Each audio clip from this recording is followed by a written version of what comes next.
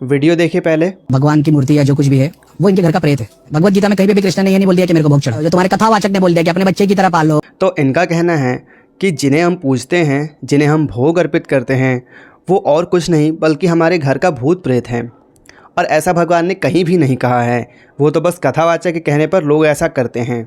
तो मुझे लगता है ये भगवत गीता के अध्याय 9 के श्लोक 26 को पढ़ना भूल गए हैं, जहाँ पर भगवान स्पष्ट रूप से ये बताते हैं कि पत्रम पुष्पम फलम तोयम यो में भक्तया प्रयच्छति तदहम भक्ति उपरतामी अश्नामी प्रियतात्मनः।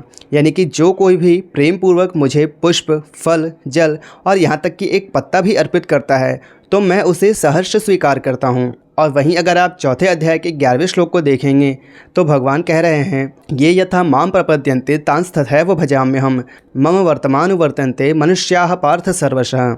अर्थात जो मनुष्य जिस भाव से मेरी शरण ग्रहण करता है मैं उसे उसी प्रकार से प्राप्त होता हूँ।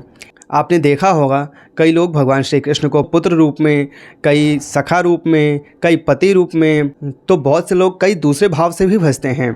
तो मैं इन लोगों से बस इतना ही कहना चाहता हूँ कि आप लोगों को शौच क्रिया करने के लिए क्या सिर्फ पॉडकास्ट ही मिलता है? अरे आने से पहले कम से कम कुछ पढ़ तो लिया करिए सही से। आके कुछ भी भग देते हैं और लोगों को भ्रमित करते रहते हैं कि भगवान ने ऐसा कहा है, ऐसा नहीं कहा, ये है वो है। तो पहले जाकर पढ़िए, उसके बाद आके पॉडकास्ट में कुछ बोलिए, ऐसे ही मत कुछ बोल दीजिए। हरे कृष्ण।